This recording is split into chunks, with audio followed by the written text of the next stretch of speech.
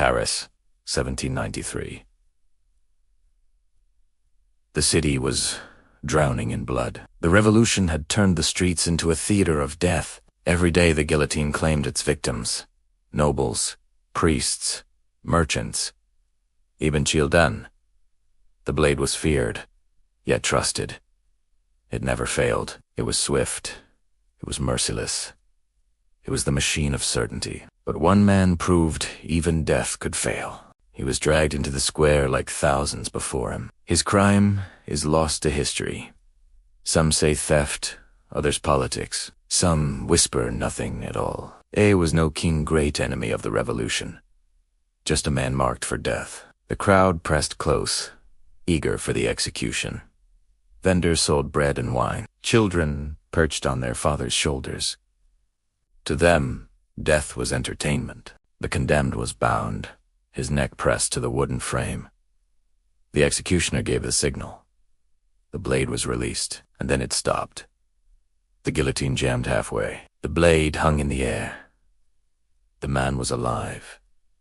Gasps tore through the crowd. Some swore they saw his lips moving in prayer. Others muttered that the devil himself stood beside him. But the officials barked orders.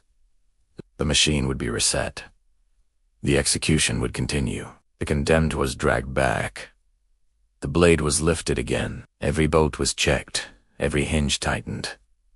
The crowd leaned forward, breathless. The signal was given. The blade dropped, and then once again, it failed. It struck the wood and bounced, grazing him but sparing his life. A cry erupted from the crowd. This was no accident. This was a sign.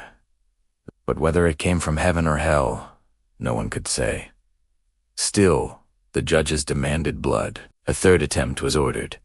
The machine was inspected from top to bottom. The blade gleamed, polished, waiting to fall. The man knelt once more, his head bowed beneath the weight of destiny. The crowd fell silent. Even the wind seemed to pause. The signal was given. The rope was cut, and for the third time, the guillotine failed.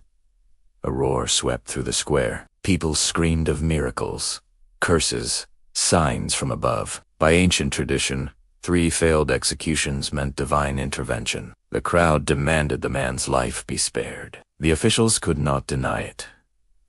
The guillotine itself had judged him, and it had refused. He was released. The man who survived 3 guillotines walked away alive. In an age when death was certain, he had cheated the machine built to make it so. The guillotine, an instrument of terror and finality, had sputtered and failed. It was supposed to be infallible, a cold, unfeeling machine that delivered death with grim efficiency. But on that fateful day in 1793, it had malfunctioned.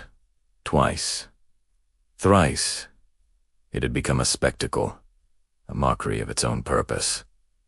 For the rest of his days, he lived as a shadow of legend. Some called him blessed, auteurs damned, but all agreed on one truth.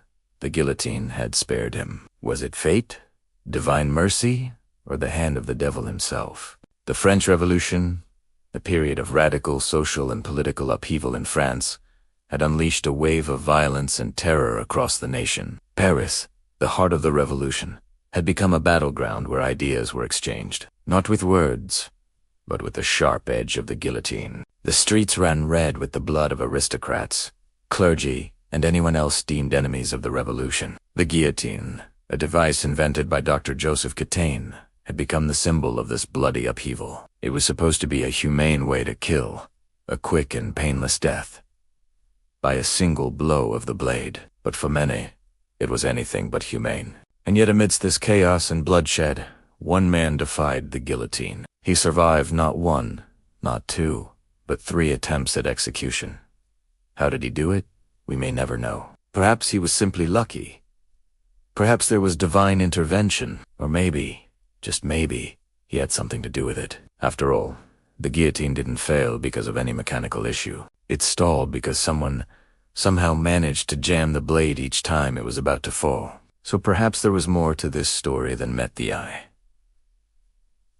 There was no hero. He was no mastermind. He was just a man named Pierre, a simpleton from the provinces who came to Paris seeking work and ended up in prison. But his story doesn't end there. No!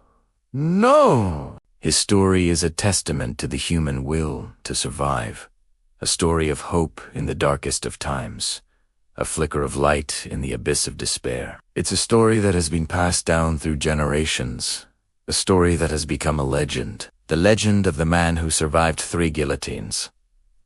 Do you believe in miracles? Because this man proved that in the face of certain death, anything is possible. He cheated the Grim Reaper, outsmarted the guillotine, and lived to tell the tale. Well, maybe that's a story for another day. For now, let's raise a glass to the man who survived 3 guillotines. A miracle, a curse, or proof that even death can fail.